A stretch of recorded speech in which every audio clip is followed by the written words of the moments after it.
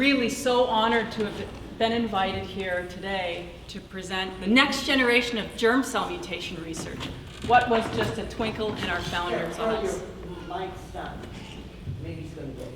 What was just a twinkle in our founder's eyes? We can play the dramatic music now.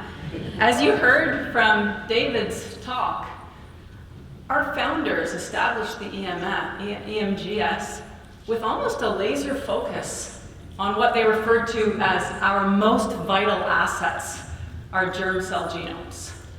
Here are a few key members that were discussed this morning. They understood that population health is inextricably linked to the production of healthy offspring. And our knowledge of this continues to grow today. Today, the human gene mutation database contains over 260,000 mutations in over 10,000 genes that cause inherited disease. The majority of the entries in this database are de novo mutations. They're a major cause, we understand, of severe early onset genetic disorders like autism spectrum disorder, intellectual disease, and others. For example, an example of the prevalence of these mutations in our population, it's been estimated that about 1 in every 200 to 500 children are born today with a de novo mutation that causes intellectual disease. We used our emerging information about the genome and intellectual disease specifically to try and understand what the impact of a small increase in germline mutation might be at the population level. So we considered a 25% increase in germline mutation. We considered only the 700 genes that we know are involved in causing intellectual disease. And we needed an exposure, so we considered tobacco smoke as a relevant environmental exposure. There's about 800 million men of reproductive age who smoke today, so that's our population. And we only looked at loss of function mutations to give you an idea of the impact of germ cell mutations. So in the first column is the inheritance pattern. What types of mutations? Autosomal dominant, autosomal recessive, and X-linked mutations. But I'll draw your attention to the bottom, the total. With a 25% increase in mutation rate, we'd expect to see 1.9 million children born from these men who smoke and have intellectual disease. The estimated cost of this to this generation is $100 billion, let alone the social implications of this germ cell mutation rate. And yet, 50 years have passed, and we have yet to agree on the existence of a human germ cell mutagen. How could that possibly be? Carole and David discussed this. But our focus has changed with the invention of incredible tools like the EMGS assay and our knowledge of the relationship between mutagenesis and carcinogenesis. We really started to focus on cancer and our declaration of the war on cancer. But I'm really happy to say that there's some die-hard germ cell mutation researchers in our crowd. And we've continued to work, and over the last 50 years, we have now discovered over 150 rodent germ cell mutagens, and we've also discovered that at least 30 of them cause mutations in the offspring. I've listed a few of them here. You'll recognize many of them as prototype mutagens that you use in the lab every day to induce mutations. However, I'd point to the fact that very human relevant environmental exposures are within this list. Things like air pollution, tobacco smoke, polycyclic aromatic hydrocarbons found in combustion products, the anti-cancer drugs we use today, of course, and radiation are probable human germ cell mutagens. And we have human biomonitoring data that supports that these are human germ cell mutagens. So my reason number 2 here is it's really hard to study germ cell mutagenesis, and it's even harder to do human studies. We are, thankfully, an outbred population exposed to low levels of environmental mutagens. But for 50 years, or 40 years actually, we didn't have the right methods. I actually lied to you. There is one human germ cell mutagen that we all agree on. Does anybody know what it is? We agree on this one. Paternal aging. So we've known for a couple of decades now that fathers, as they age, pass on more mutations to their children and more genetic disease to their children. In 2012, Dr. Kari Stephenson from Decode Genetics published a really incredible, really exciting paper for our field. And this is the Dr. Kari Stephenson, who will be at the 2020 meeting, by the way, so very excited about that. He showed that by sequencing 78 families from Iceland using next-generation sequencing, that he could really precisely determine the number of mutations that children were inheriting and show that the average male in his study passed on 2 additional mutations in their entire genome to their children with every year that they delayed reproduction. It was a pivotal study in demonstrating how we could use next-generation sequencing to study germ cell mutagenesis. And it was a huge deal. In 2011, Dr. Jack Bishop, who's here somewhere, brought together an EMGS consortium to address this enigma. And we called the consortium the ENIGMA Consortium, standing for Environmentally Induced Germline Mutation Analysis. He brought together experts from around the world in epidemiology, genomics, bioinformatics, exposure biologists, etc., to determine how we could harness genomics to identify environmental determinants of heritable genetic disease. And we came up with the following framework. On the far left is applying these tools to really firmly establish the baseline mutation profiles in humans. Apply these technologies in animal tests, in controlled animal experiments, to determine how they could perform and how they would work. And then move into testing in highly exposed human populations. And this would be done in collaboration with experts in biomonitoring and molecular epidemiology and exposure characterization. So we are excited now to see these ENIGMA recommendations being put into practice.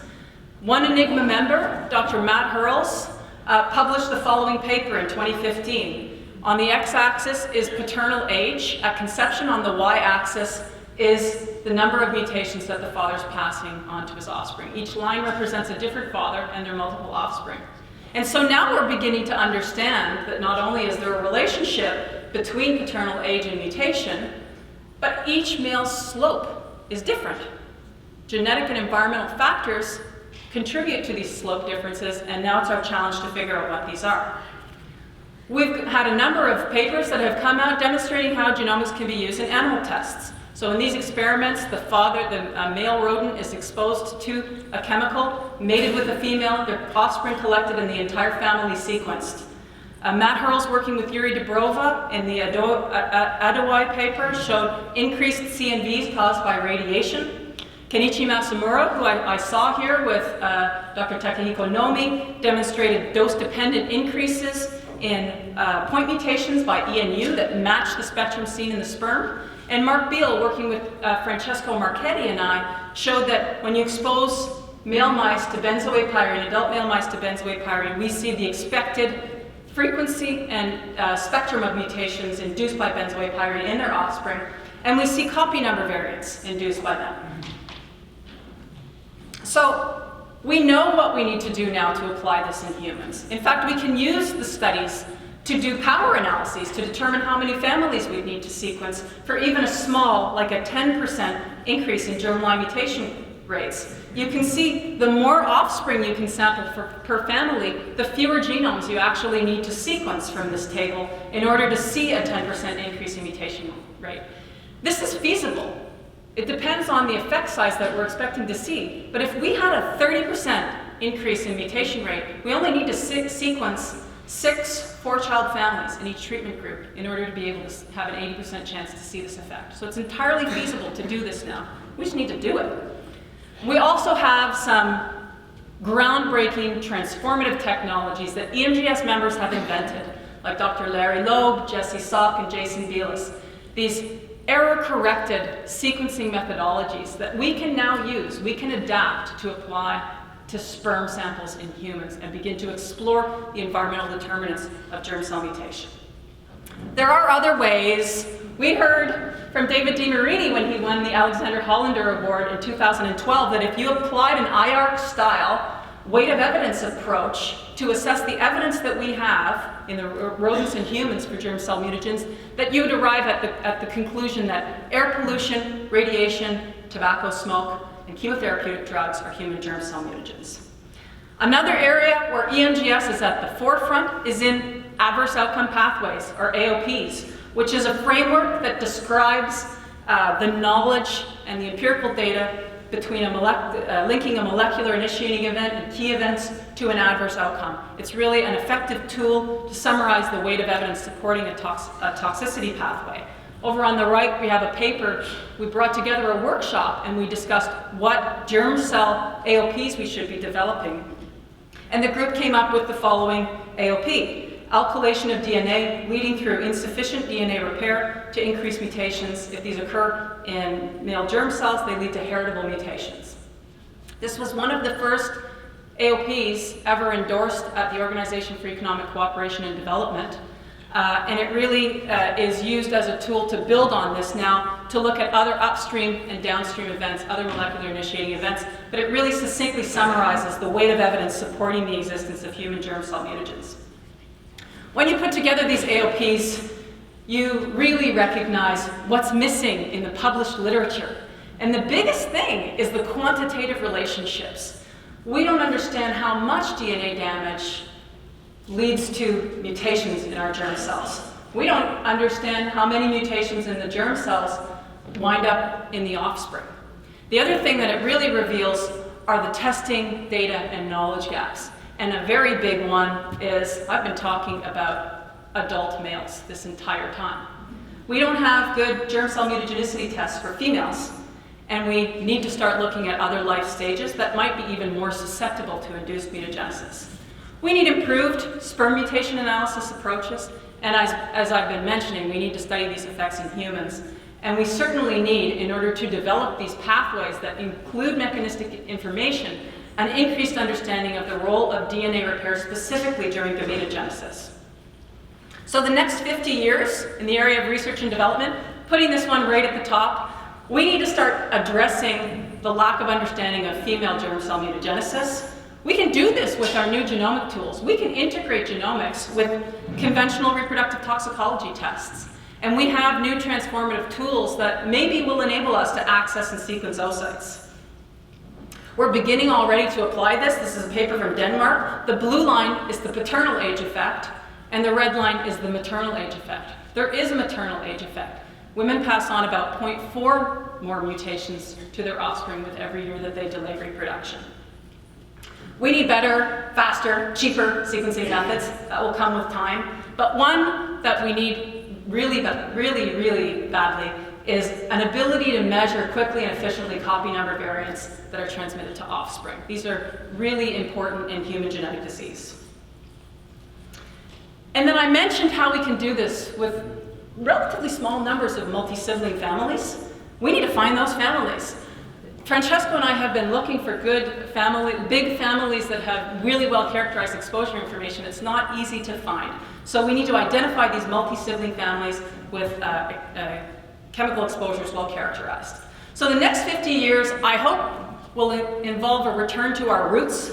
It's got to be done in big collaborative projects that involve all these experts, shown here on the left side of the screen, where we'll work together to harness genomic technologies to define how environmental exposures impact male and female germ cell genomes, to characterize the health implications of this, and to improve risk assessment. And that will inevitably lead to our need to manage, communicate, and mitigate the risk of exposure to human germ cell mutagens. So my final thoughts are a call to action. Our founders would have never predicted that 50 years would pass and we still don't have a human germ cell mutagen that we can agree on. So we really need to work together to solve this enigma. Also, what the heck are we going to do when we discover these human germ cell mutagens? What level of mutations above background is acceptable? What would you accept in terms of passing on to your own children? So I'm finishing with a picture of my dad. I'm 49 years old. So when the EMGS was founded, I was just a twinkle in his eye. So I'm very, very proud to be here today. Thank you very much for the invitation to be here to represent.